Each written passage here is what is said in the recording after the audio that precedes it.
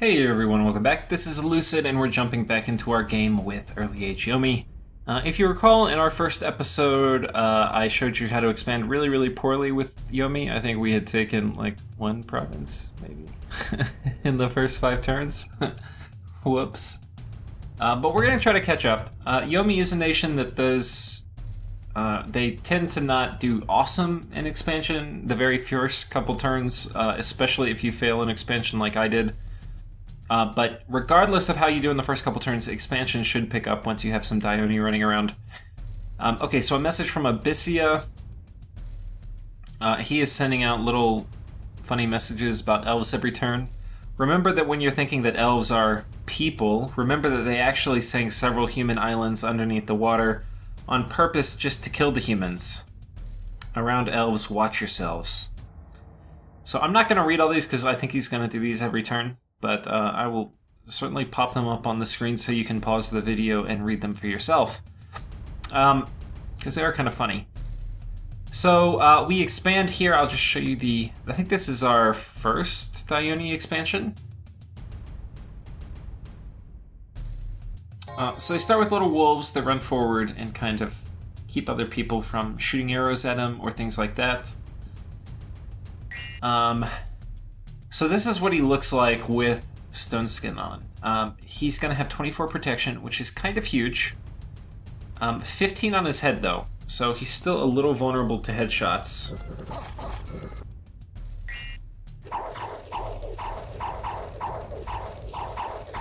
And they're going to... with skeletal body on 2 and pierce resistant, you can see... okay, that was a big hit. Somebody just knocked him for 11. That's... I almost wish we could see... yeah. Yeah, so he was hit in the head. That 11 damage was against the head, as you can see here. So that is how that happens. I don't think we got an affliction. No. And we're not very killy. Our attack isn't that great, only 14. So we're going to chase him down and kill a couple. Lanka is expanding.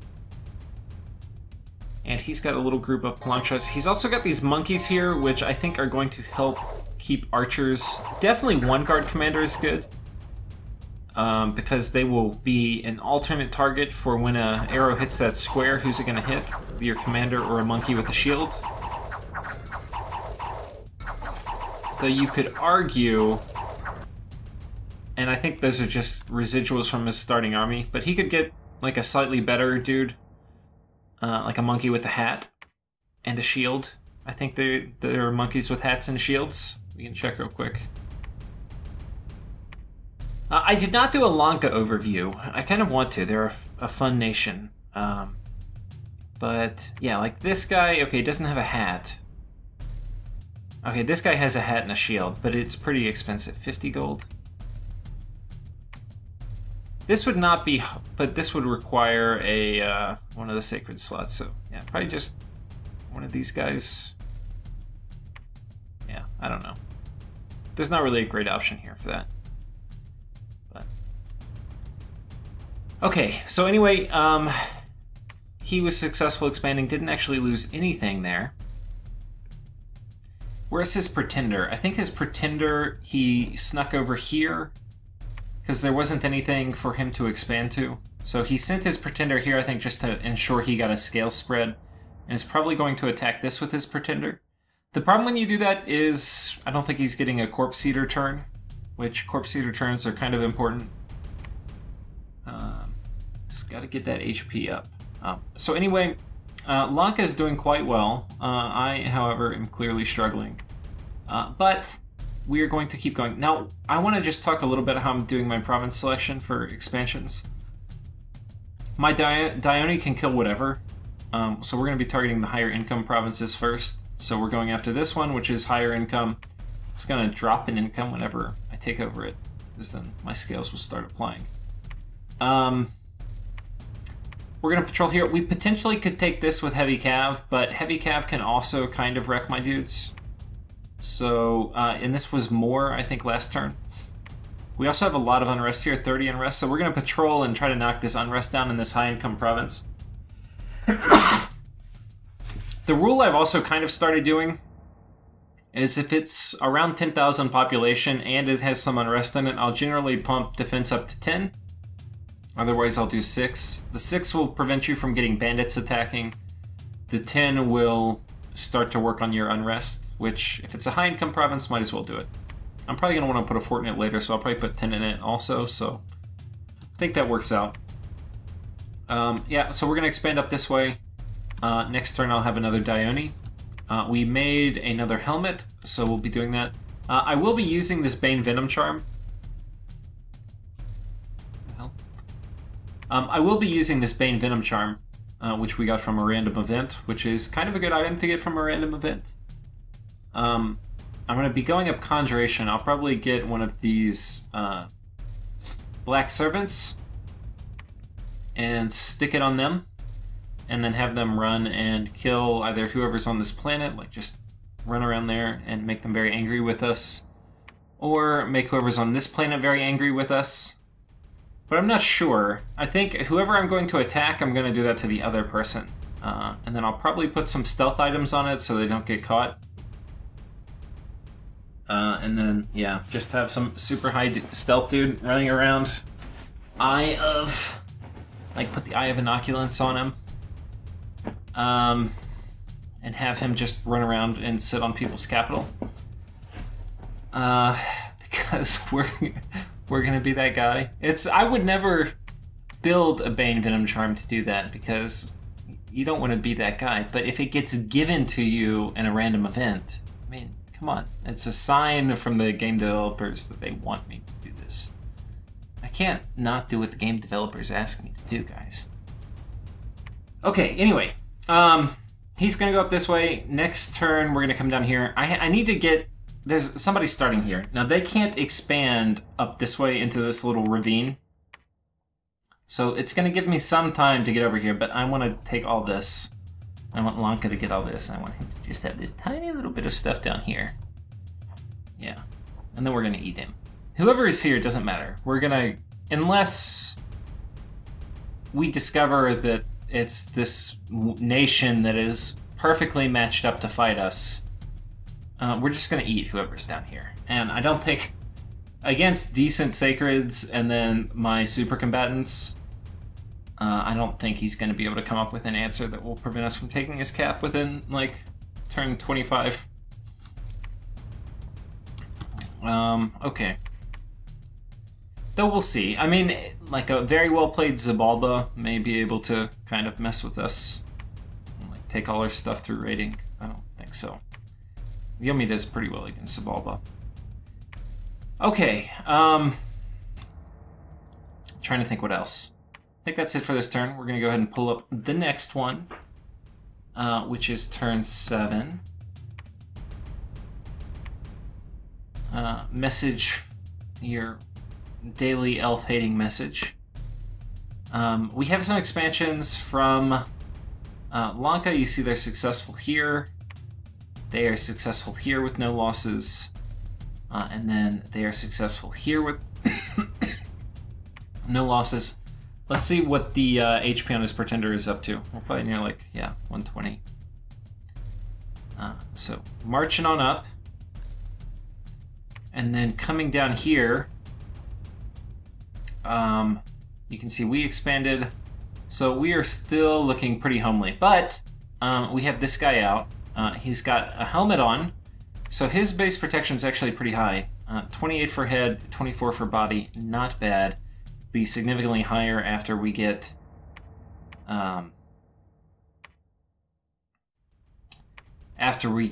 stone skin on.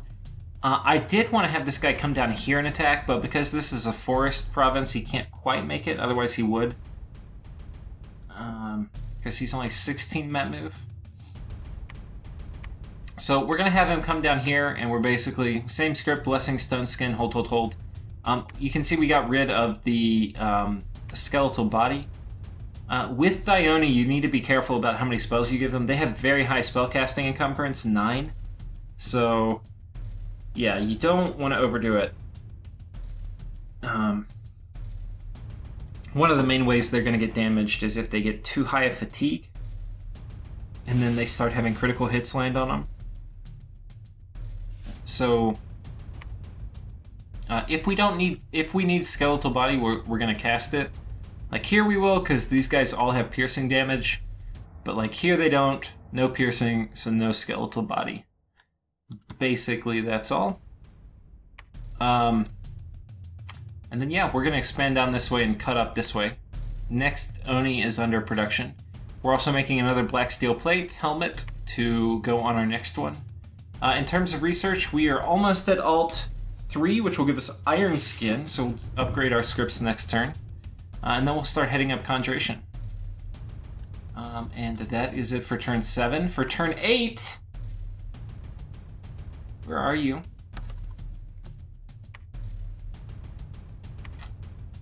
Okay, here's your daily elf-hating message. If we had like even a whole elven team, I would get it, but there's only one elf, guys. Come on, Abyssia. Message arrived from Khaleesi. Monkeys trying to expand, am I right? So I guess Khaleesi is having some trouble with monkey expansion, which would not be the first time that's ever happened. If you're playing a Monkey Nation, I think you really have to practice single-player expansion a lot. Okay, so a few things happened. Last turn I didn't really talk about it, but I moved a little batch of barbs down. So we've joined up our barbs, where here we are. And we're going to be attacking. We're going to be attacking with all these barbs, with these archers, and we're going to be going after this heavy cav province. Should be able to take it. We're going to be taking this Dai Oni and running down here. Versus a large swath of dudes, the Dai Oni is going to do much better. He's not going to really take any damage as he kills this whole thing.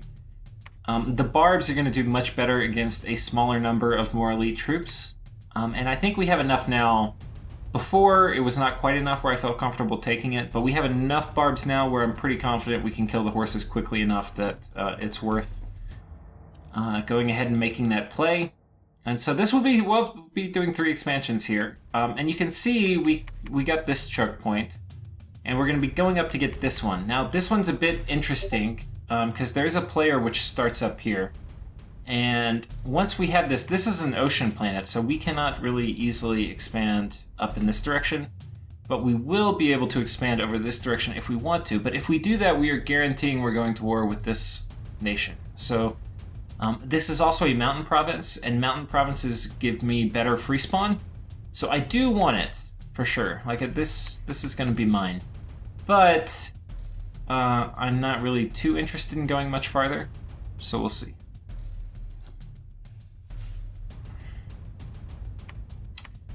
And I think that's it for this turn. What are we on? Turn 8?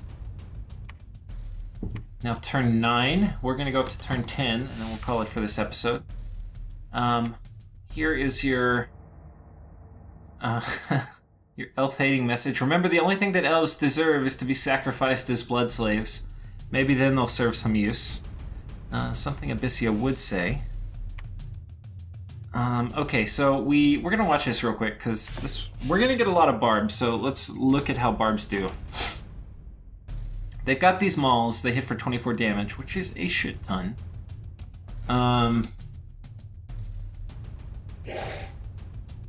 The archers aren't really gonna do anything except friendly fire. I think the archers actually killed more of our dudes than theirs. Probably shouldn't even bring the archers, to be honest. Whoops. But anyway, we killed a fair amount. Actually, I wonder if it says how many the archers killed. Okay, it's saying... Let's watch that again, because it looks like the archers killed a bunch of my dudes, but I may be mistaken. Because it's saying the heavy cav are the ones that killed my guys.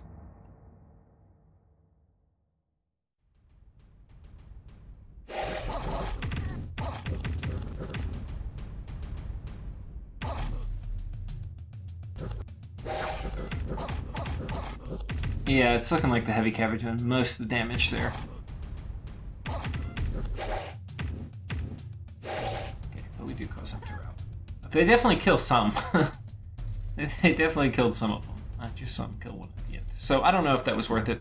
They didn't do any damage to them, but they did some damage to me. So this Archer plus Barbarian combo, probably not great. Raven of the Underworld, expanding like a boss. So, okay, let's watch. We had a bump with Zabalba. So let's see what the hell is going on here. So Lanka expands. Okay, he's going to take that. And then he bumps into the Zabalba here on the Ring World. For those of you who don't know what a Ring World is, a Ring World, it's kind of... I don't know if you can tell, actually. There's... The background image here makes it look like this battlefield is taking place on a Ring World, which is one of the really cool things about this map, is they added in some custom background animation, or like graphics. But a Ring World is basically a world that's in a big ring that would like go around your finger.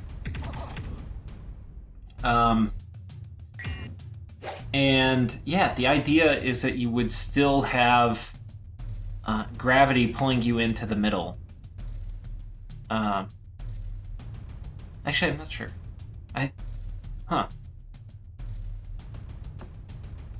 Yeah, so there's the gravity in a ring world would cancel out, so that you have to be on the inside of the ring world, which you can see we are in this image.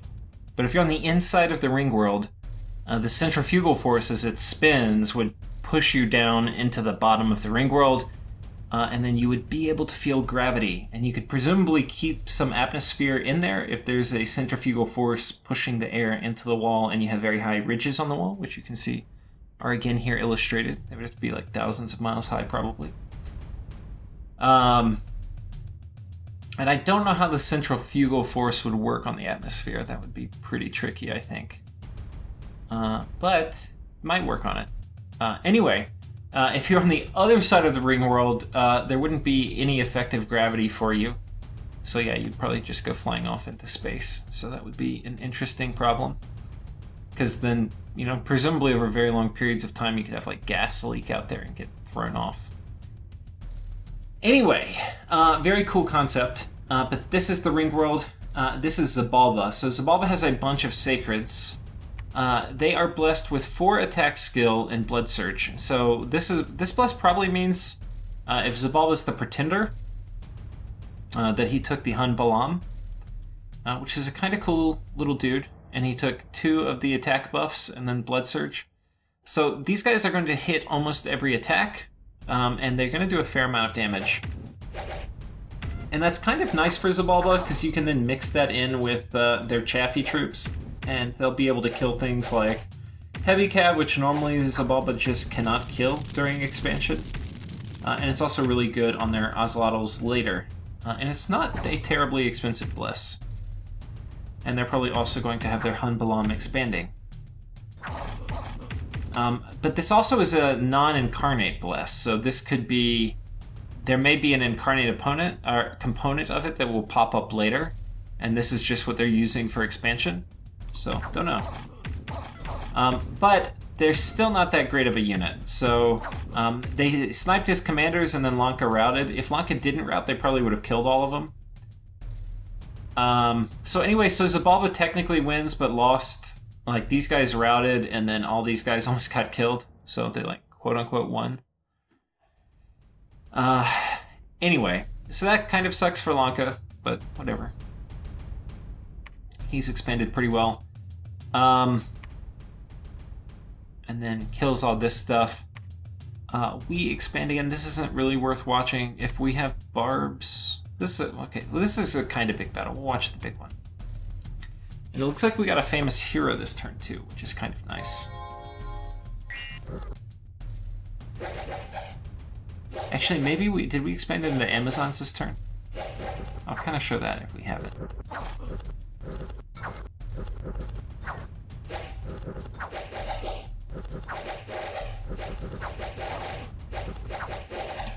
Looks like we're fatigued out.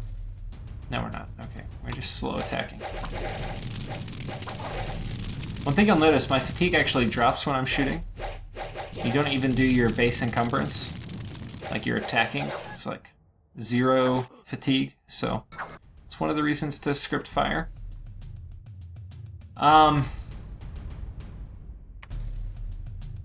Okay, we must have done that last turn. I must not have watched.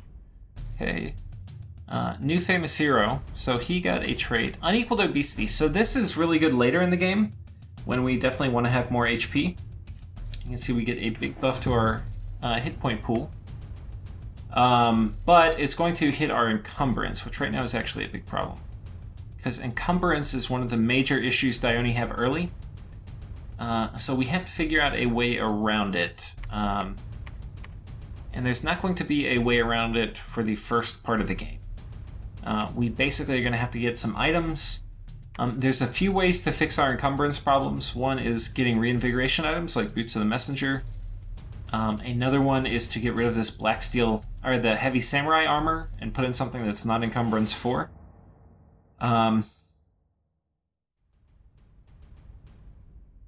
Yeah, so that's the big one actually, is getting rid of this armor and putting in something else. And it's going to be especially important on this dude because 8 encumbrance is really high. He's going to fatigue out very quickly. I can't remember if the encumbrance penalty increases as his heroic ability gets better. Late in the game, once we have Soul Vortex, it's not going to matter, and this is going to be one of the better heroic traits, but right now it's actually kind of a handicap. Okay, so we also got another one of these dudes. Now I could have him expand up this way if I just wanted to get territory, we'd do that, but I really want to close off this area, and there's 2 channels, and so I probably want to send him up 1 channel. So I'm going to have, these are 2 planes, he can move from here to here, so he's going to go here in 1 turn. And then from here he'll attack here and then come up this way. It's a race with Fomoria apparently, because that's who is over this way. To see who's going to get this Riverland. And I would very much like for it to be me. So this guy is going to expand up this way, and this guy is going to expand up this way. So Lanka has this big army here, which he, I think, is going to come down here and attack this turn. But he's obviously risking bumping into these giants. And if he's expanding with giants, that's actually kind of good for us, because giants kind of suck.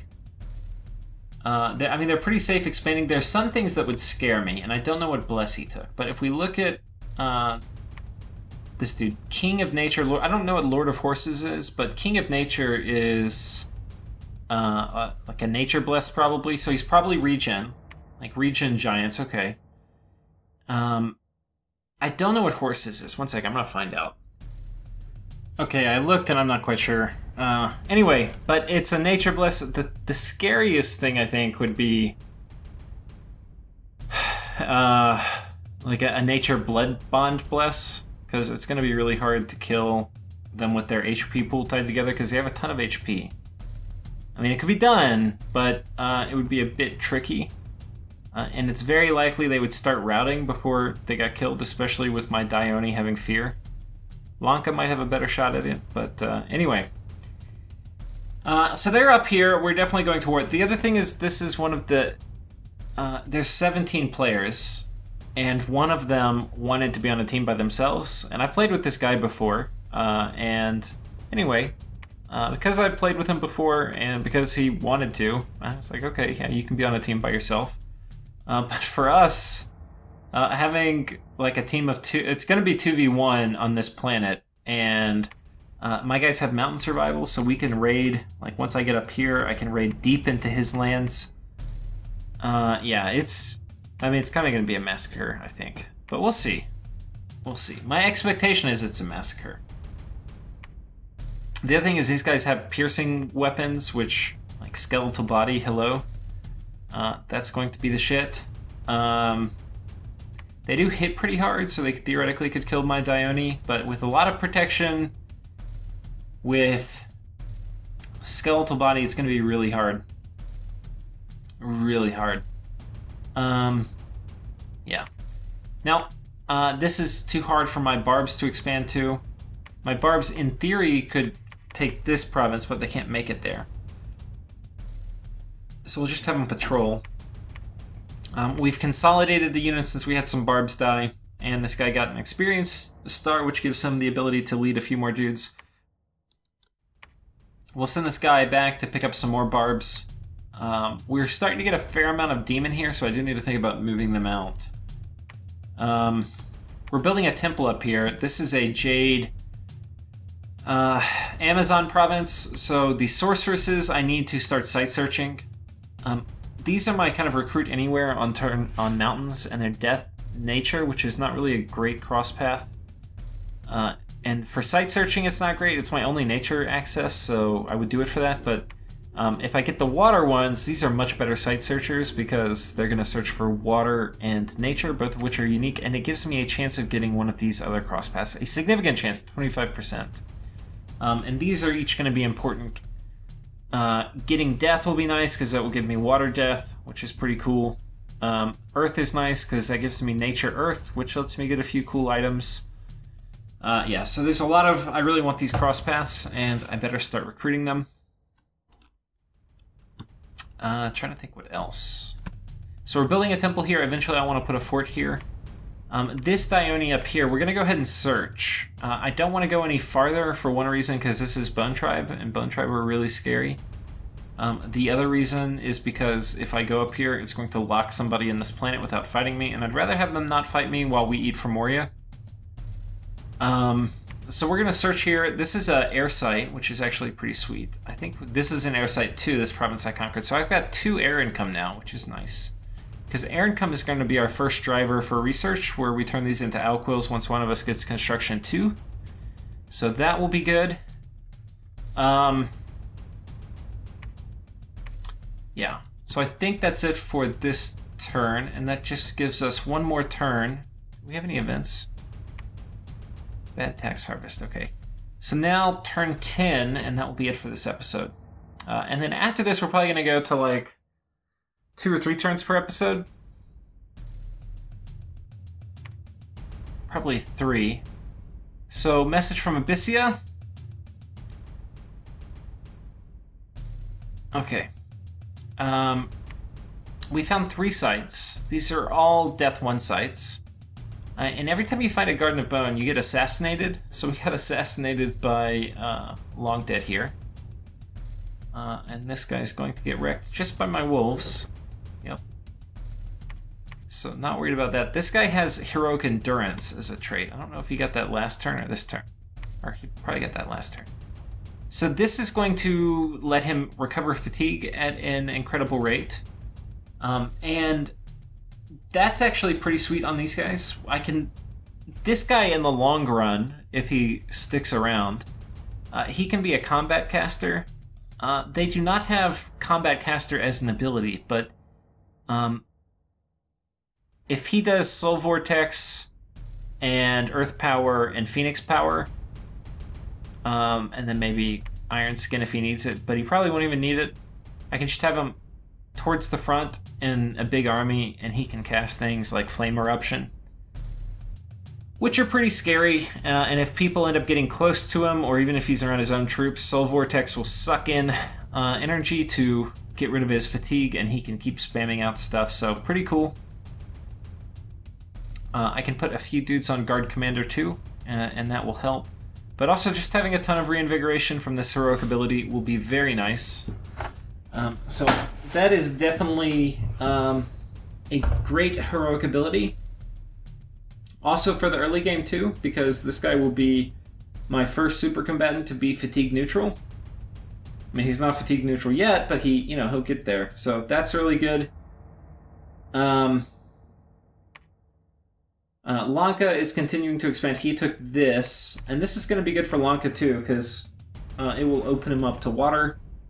And water is really good for both of us, but probably, I wouldn't say it's better for Lanka, but we can both get Boots of Quickness, which are going to be really good for moving our thugs and super combatants around the map. For me, it's also going to open up a national spell, which I was not going to be able to cast otherwise, but Contact Nushi. So I just have to get a water bracelet. So whichever of us gets Construction 6 first, we can make a water bracelet. With that, I can contact Nushi, and this gets me up to Water 3. With Water 3, I can get all the other boosters and get up to Water 5.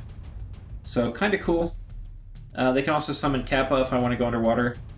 So definitely pretty good to run into Jade Amazons as EA-Yomi. I think there's another Jade Amazon province. Was this a Jade Amazon province? Yeah, so Lanka's got 2. And Fomori did not bump us, which means the giants that were up here probably moved down here. So we're going to go expand up this way. We've got this guy coming in here. We've got this guy coming up this way. Had some unexpected... Okay, that was the assassination attempt. Fire gems. And that's basically it. So we found 3 sites up here, so that's super sweet.